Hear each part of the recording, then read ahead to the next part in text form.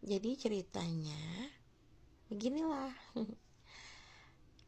Tiba-tiba, enggak tiba-tiba sih, sering lah ya, adik kelas atau kakak kelas, senior atau junior yang hubungin gitu kan, cuma menelpon, cuma menanya apa, saya hello gitu kan.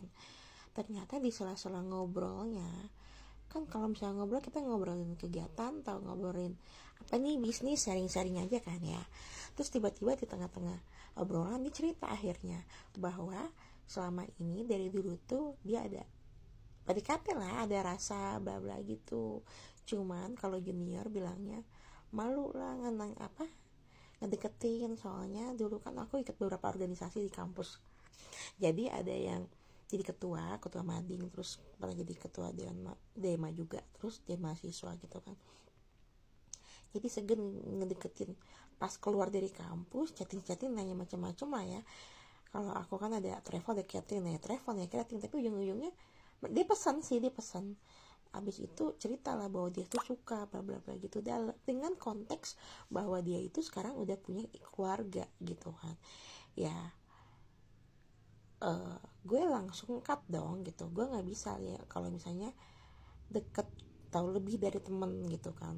Bukan lebih dari temen ya, temenan aja sama laki orang tuh kita juga berpikir, kecuali istrinya tuh dekat sama kita gitu kan. Ada beberapa partner bisnis yang dimana deketnya dulu sama istrinya, gara-gara satu kampus, gara satu organisasi, tapi bisnisnya tuh sama suaminya.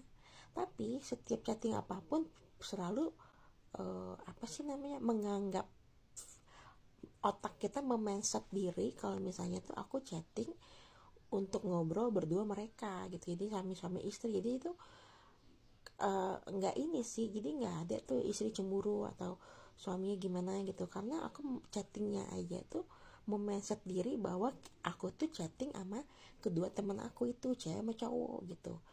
Jadi kalau kata Nagita Slavina bahwa nggak ada cowok yang bisa ngobrol sama temenan dekat sama cewek, itu kata aku nggak, tergantung mindset sendiri gitu kan, tergantung bapernya sendiri gitu. Yang dimana kita harus memposisikan diri, kalau misalnya kita berteman dengan jomblo ya, kita harus relate, maksudnya harus hubungan sama dia tuh harus benar-benar ya udah pure temen.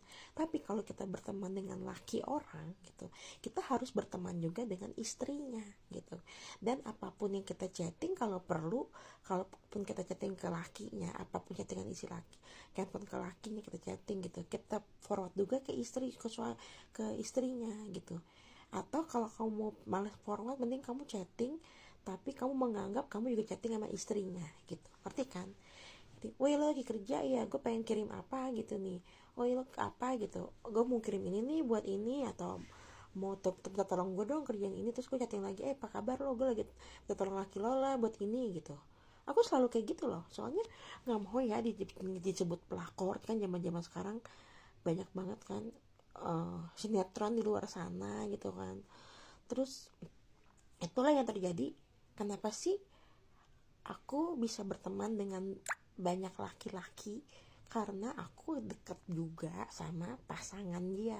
Bahkan kadang-kadang kita bermain aja gitu loh, dan kita pure gitu loh. Kalau mau buka-bukaan handphone, kalau mau apa gitu, emang just tergantung mindset gitu loh. Nggak pernah bermindset nanti gue nikung laki orang, ntar gue nikung laki dia, nggak ada sih gitu. Tapi ada juga pernah uh, deket sama laki orang, bukan laki orang sih, temen ya, temen lakinya tuh temen, tetapi ceweknya tuh nyebelin gitu loh, bete-betean gitu kan. Ya udah, itu udah bilang udah jangan hubungin lagi gitu kan.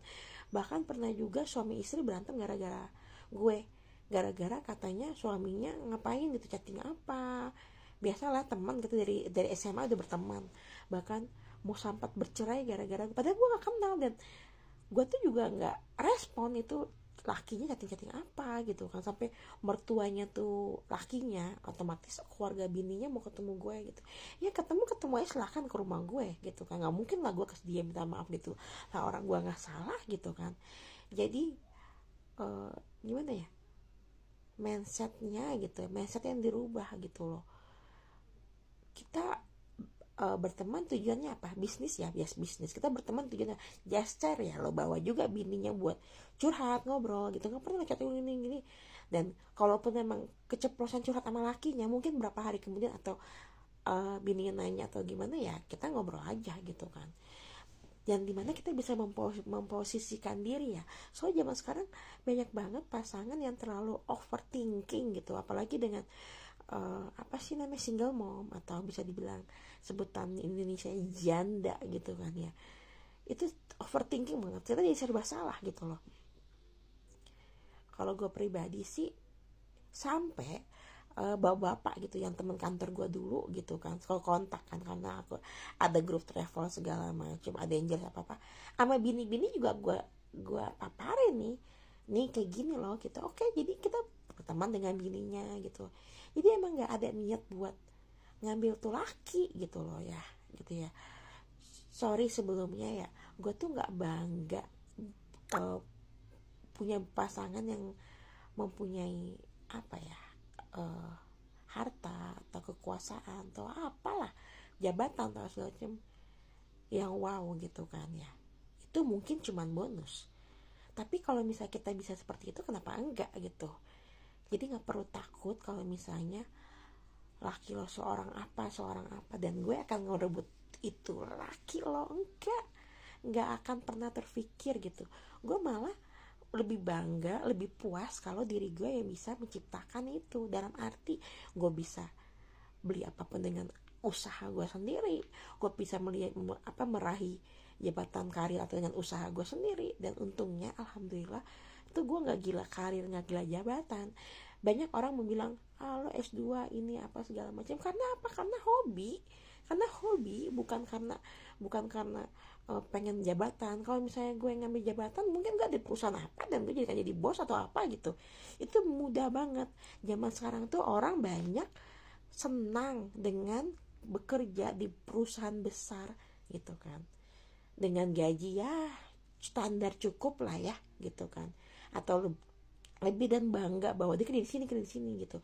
Bahkan tapi dia nggak mampu untuk membesarkan perusahaan dia sendiri lah. Itulah, jadi kan balik lagi ke mental ya gitu kan. Mental pengusaha, mental karyawan.